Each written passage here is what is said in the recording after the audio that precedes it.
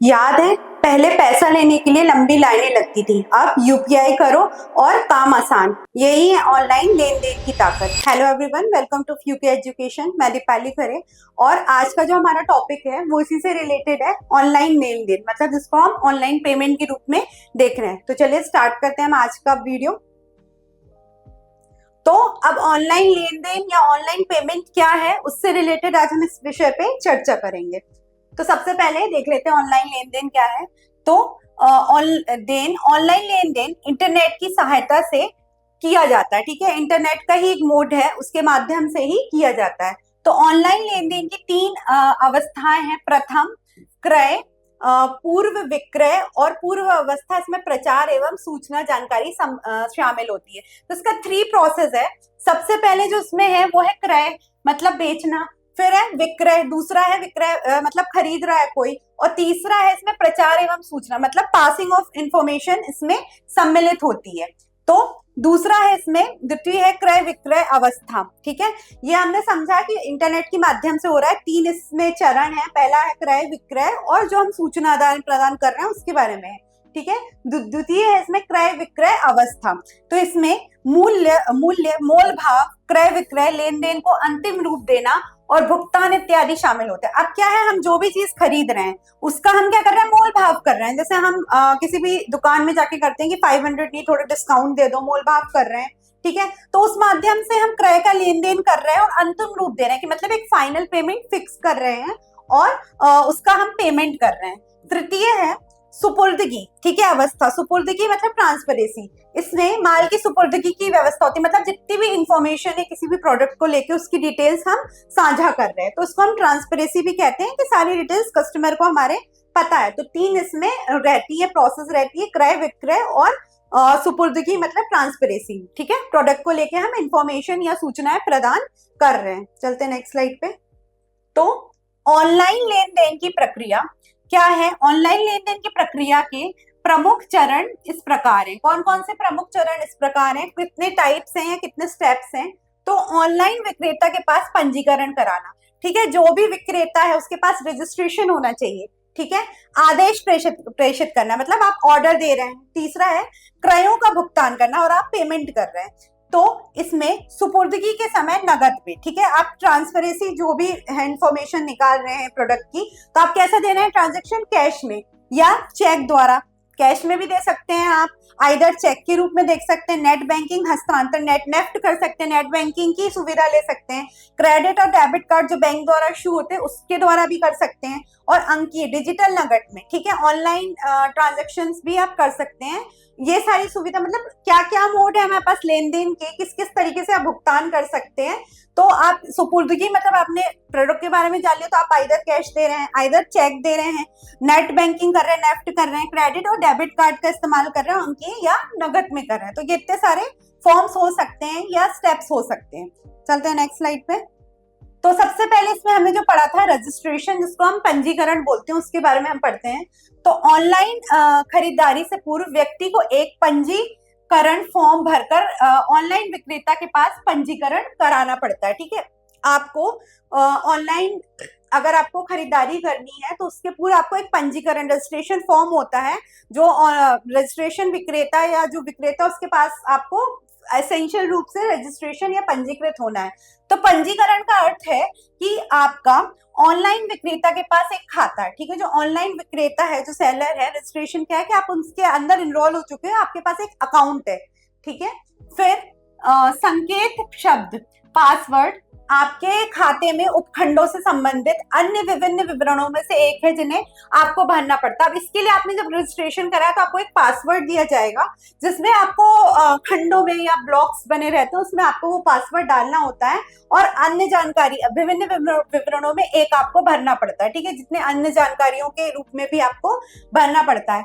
और shopping card आपके संकेत शब्द के सुरक्षित होते हैं। ठीक है, तो वो आपके कार्ट में है, पहले आपने रजिस्ट्रेशन कराया, फिर आपको एक पासवर्ड दिया गया, फिर वो आपके शॉपिंग कार्ट में ऐड हो जाता है। अन्यथा कोई भी आपके नाम का प्रयोग करके आपके नाम पर खरीदी कर सकता है। यह स्थिति आपको संकट में डाल सकती है। क्यों जरूरी है हमको एक रजिस्ट्रेशन, एक पासवर्ड और फिर वो माल को कार्ट में ऐड करना? क्योंकि आजकल ऑनलाइन फ्रॉड्स का बहुत चलन है, तो कोई भी आपके नाम पे शॉपिंग करके बिल फाड़ सकता है, ठीक है, और आपको संकट में, मतलब पेमेंट, पैसा तो आपका कट जाएगा। तो अगर आपके पास पासवर्ड है, ऑथेंटिकेशन है या प्रॉपर रजिस्ट्रेशन है, तो उसके माध्यम से आप सुरक्षित रह सकते हैं।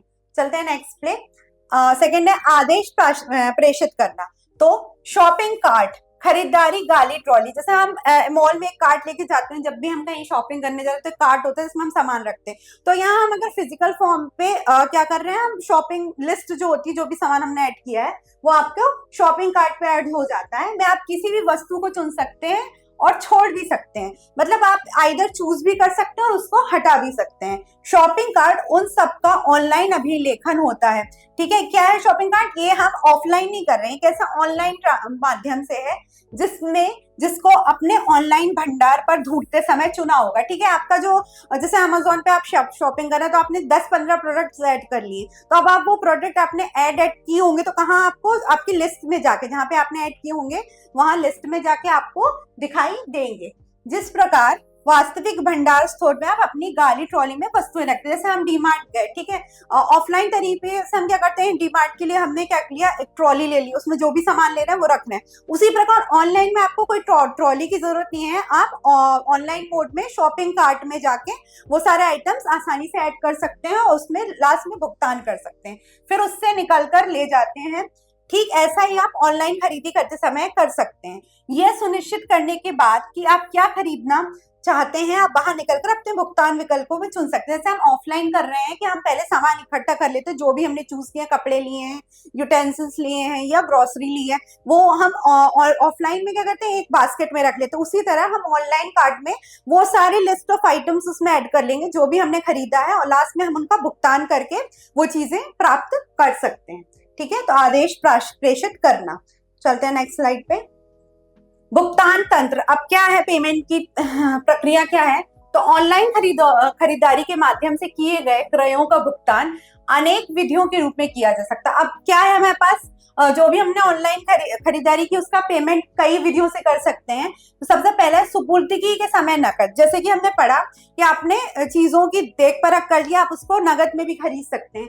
जैसा कि इसके नाम से स्पष्ट है, ऑनलाइन आदेशित वस्तुओं के लिए नगद में भुगतान वस्तुओं को भौतिक सुपुर्दगी के समय किया जाता है। सीओडी, कैश ऑन डिलीवरी, जिसको हम मुख्य रूप से बोलते हैं सीओडी, मतलब कैश ऑन डिलीवरी की। जब आपने ऑर्डर दे दिया, आप सुपुर्दगी ले ली, मतलब इंफॉर्मेशन ले ली प्रोडक्ट की, फिर ऑनलाइन ऑर्डर प्लेस कर दिया। अब जब वो आपके पास पहुंची, प्रोडक्ट आपके पास भौतिक रूप से फिजिकल फॉर्म में पहुंचा, तब आपने उसका पेमेंट किया। फिर है चेक, आइदर चेक से। अन्य विकल्प के रूप में ऑनलाइन विक्रेता ग्राहक के पास से चेक उठाने के बंदोबस्त कर सकते हैं, ठीक है। या तो ऑनलाइन विक्रेता ग्राहक से चेक कलेक्ट कर सकता है, जो चेक को हम बैंक में क्लियर करवा सकते हैं। वस्तु की सुपुर्दगी चेक की वसूली के बाद की जा सकती है, ठीक है। वस्तु बंदोबस्त कर सकता है। वस्तु की सुपुर्दगी मतलब अगर आपने चेक कर लिया प्रोडक्ट सही है, तो चेक की वसूली के बाद भी आप ये कर सकते हैं। फिर नेट बैंकिंग हस्तांतरण, ठीक है। तो आधुनिक बैंक अपने ग्राहकों को इंटरनेट पर कोषों के इलेक्ट्रॉनिक हस्तांतरण की सुविधा प्रदान करते हैं। फंड्स जो है वो आप इलेक्ट्रॉनिक भी ट्रांसफर कर सकते हैं, ऐसी सुविधा बैंक प्रोवाइड कर रहे हैं, जिसमें EMPS, IMPS, INFT, NEFT, NEFT, NEFT, national electronic fund transfer जिसको हम बोलते हैं, और RTGS सम्मिलित है। बैंक ये सुविधा अपने कस्टमर को प्रोवाइड करता है कि आप ऑनलाइन कोच मतलब फंड से भी कोई चीज खरीद सकते हैं। नेफ्ट हो गया, IMPS हो गया, ये सारे माध्यम का आप इस्तेमाल करके आसानी से फंड ट्रांसफर कर सकते हैं, ठीक है। इस स्थिति में क्रेता लेन देन की एक निश्चित मूल्य राशि ऑनलाइन विक्रेता के खाते में हस्तांतरित कर सकता है। तो इस स्थिति में क्या है, जो खरीदार है वो एक निश्चित मूल्य राशि जिससे खरीदा है उसके अकाउंट में डाल सकता है, जो कि इसके बाद वस्तुओं की सुपुर्दगी का प्रबंध करता है, ठीक है। आपने कोई नेफ्ट से ट्रांसफर किया, ठीक है, वो उसमें डाल दिया आपने, तुरंत नेफ्ट कर दिया, मतलब तुरंत नेफ्ट से पैसा जाएगा, ठीक है। RTGS कर दिया, उसमें भी तुरंत की वो उपलब्धता होती है। तो उसके बाद जो है आप प्रोडक्ट की सुपुर्दगी मतलब सारी जानकारी या डिटेल्स जो भी है भौतिक रूप से प्राप्त कर सकते हो। तो ये भी एक माध्यम होता है। चलते नेक्स्ट स्लाइड पे। डेबिट कार्ड और क्रेडिट कार्ड, क्रेडिट और डेबिट कार्ड की भी सुविधा बैंक हमें प्रोवाइड करता है। तो प्लास्टिक मुद्रा के रूप में विख्यात ये कार्ड ऑनलाइन लेन देन में सार्वजनिक प्रयुक्त माध्यम है, सबसे मोस्ट पॉपुलर है। आइदर आप क्रेडिट कार्ड या डेबिट कार्ड हर कस्टमर के पास होता है, आप स्वैप कर देते हैं, उसके माध्यम से भी आप चीजें खरीदते हैं, या ऑनलाइन भी आप ट्रांजेक्शन के लिए अकाउंट नंबर उस पर पासवर्ड डाल के कंफर्म करके आप चीजें ले सकते हैं। लगभग 95% ऑनलाइन लेन देन इसके द्वारा ही कार्यान्वित होता है। जितने भी ट्रांजेक्शन है मोस्टली डेबिट और क्रेडिट कार्ड से होते हैं। क्रेडिट कार्ड अपने धारकों को उधार खरीद की सुविधा प्रदान, मतलब क्रेडिट पे दे रहा है। क्रेडिट से ही है कि आप क्या उधार कर ले सकते हो। क्रेडिट कार्ड मिल रहा है मतलब जिनकी इमेज बहुत अच्छी होती है जिन कस्टमर की, तो बैंक उनको क्रेडिट कार्ड इशू करता है और वो उधार, मतलब पहले आप चीज खरीद लीजिए, बाद में आप चुकाते रहिएगा, ठीक है। तो उधार की सुविधा के रूप में होता है। कार्ड धारक पर बकाया राशि कार्ड जारी करता बैंक अपने ऊपर ले लेता है और बाद में लेन देन में प्रयुक्त इस राशि को विक्रेता के जमा में हस्तांतरित कर देता है, ठीक है। आप क्रेडिट पे ले रहे हो तो जो भी कार्ड धारक है उस पर जो भी आपका बकाया राशि वो बैंक ले लेता है और जिससे आपने खरीदे उसको ट्रांसफर कर देता है।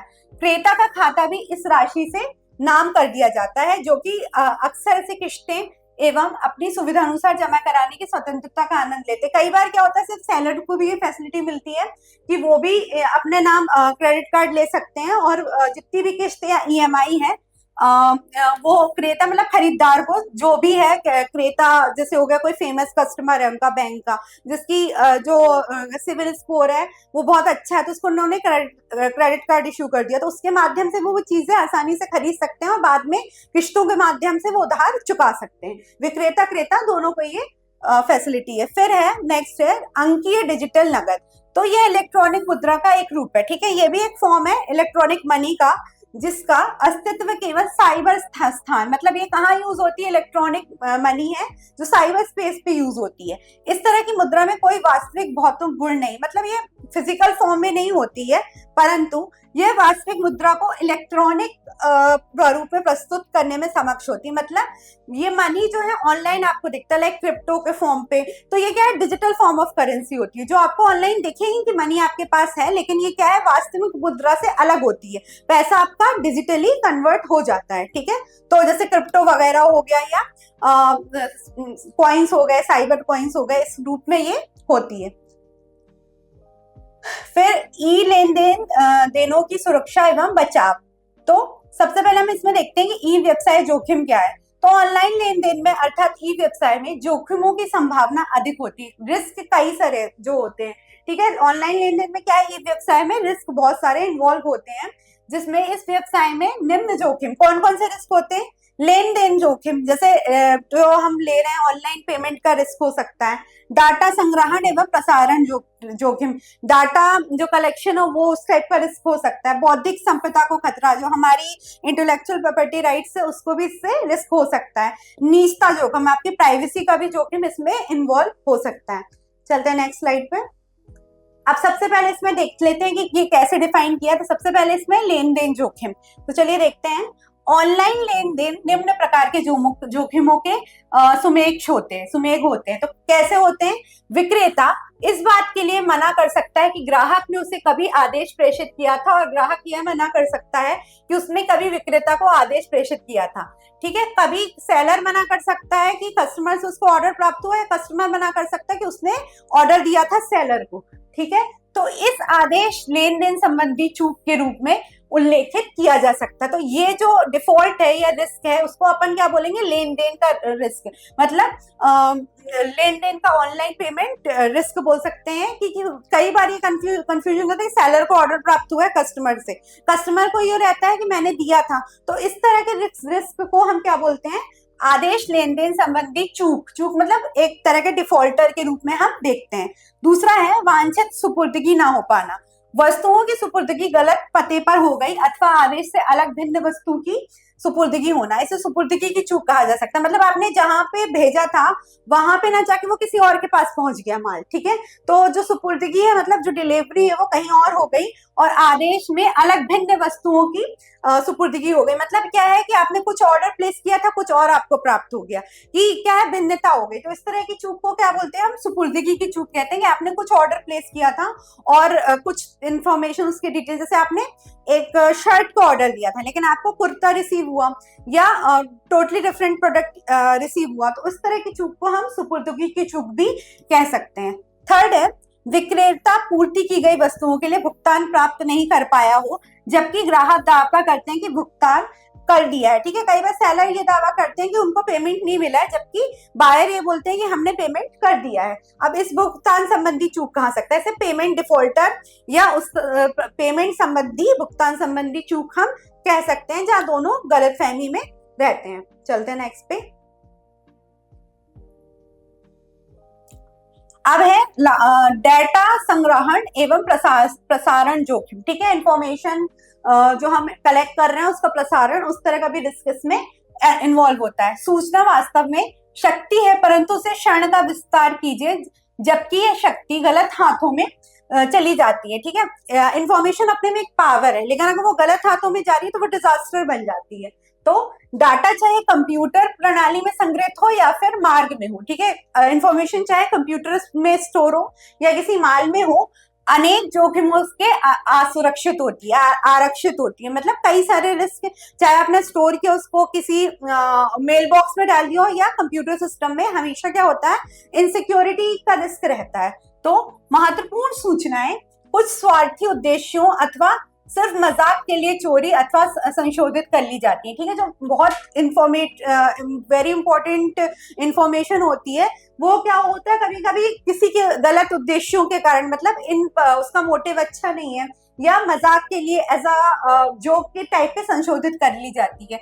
अपने वायरस और हैकिंग के बारे में तो सुना ही होगा। अब ये कैसे डाटा एक्सचेंज होता है, वायरस हैकर्स होते हैं, कई सारे साइबर क्राइम माना जाता है हैकिंग को, तो वो भी हैकर्स भी क्या है, इंफॉर्मेशन का गलत यूज करते हैं, किसी की इंफॉर्मेशन निकाल के किसी को बेच देते हैं, या ऑनलाइन पायरेसी, ये सारी चीजें भी इसके अंतर्गत आती हैं। क्या आप परिवर्ती शब्द वायरस का पूर्ण, अब इसमें एक है हैकिंग, दूसरा है वायरस। कहते हैं ना इस प्रोग्राम में वायरस आ गया, वायरस आ गया मतलब वो बीमार हो गया, सॉफ्टवेयर क्या हो गया, दूषित हो गया, बीमार हो गया, तो उस श्रेणी में ही आता है। तो वायरस का पूर्ण रूप अथवा जानते हैं, इसका अर्थ है महत्वपूर्ण सूचना की घेराबंदी। वायरस आ गया मतलब किसी तरह की जो इंफॉर्मेशन है उसमें घेराव हो गया, बाउंडेशन आ गया, या उसकी लीकेज का चांसेस है। ठीक है, अवरोधित करना। वास्तव में वायरस एक प्रोग्राम आदेश की एक श्रृंखला है जो अपनी पुनरावृत्ति कंप्यूटर प्रणालियों पर पड़ जाता है। किसी भी सॉफ्टवेयर में वायरस आ सकता है आसानी से, डेवलपर ने जो बनाया उसमें वायरस आता है, मतलब उसमें डेटा लीकेज के बहुत सारे चांसेस होते हैं, और उसमें क्या होता है कि घेराबंदी हो जाती है, मतलब वो बाउंड हो जाता है डाटा, जिसमें कोई भी उसका मिसयूज कर सकता है, या वो पूरा इंफॉर्मेशन ही पूरी तरह से व्यर्थ हो जाता है। तो इस तरह की भी एक तरह का रिस्क रहता है, जो उसमें हम डाटा संग्रहण एवं प्रसारण जोखिम बोलते हैं। फिर है बौद्धिक संपदा एवं निजता पर खतरे के जोखिम। ठीक है, जो हमारे इंटेलेक्चुअल प्रॉपर्टी राइट्स हैं या जो प्राइवेसी है, उसका भी एक रिस्क इसमें इन्वॉल्व होता है। तो इंटरनेट एक खुला स्थान है, ठीक है, ओपन प्लेस है इंटरनेट। सूचना जब एक बार इंटरनेट पर उपलब्ध हो जाती है तो वह निजी क्षेत्र के दायरे से बाहर निकल जाती है। अब किसी की भी, चाहे वो पर्सन की हो, कोई सॉफ्टवेयर की हो, कोई गुड सर्विसेज की हो, अगर वो सूचना अगर एक बार आपने लीक हो गई तो वो किसी तक आसानी तक पहुंच जाती है, मतलब उसको निजता जो है, हमारी प्राइवेसी जो है वो खत्म हो जाती है। और जब इसकी नकल होने से रोकना मुश्किल हो जाता है, इसकी हम कॉपी होने से नहीं रोक पाते। ठीक है, ऑनलाइन लेन देनों के द्वारा प्रस्तुत डाटा अन्य लोगों को भी पहुंचाया जा सकता है। ठीक है, अब जो भी ऑनलाइन चीजें हैं वो आसानी से लीक हो सकती मतलब इसकी इंफॉर्मेशन उससे, ज्यादातर ये कहाँ होता है, बैंक ट्रांजेक्शन्स में होता है कि लोग पैसों का लेके जोखिम रहता है या खिलवाड़ करते हैं कि इसकी निजता या कोई भी पर्सनल इंफॉर्मेशन दूसरे को लीक कर रहे हैं, तो पहुंचाए जा सकते हैं, जो कि अपने ईमेल बॉक्स में बेकार प्रचार एवं संवर्धन साहित्य भरना शुरू कर सकते हैं।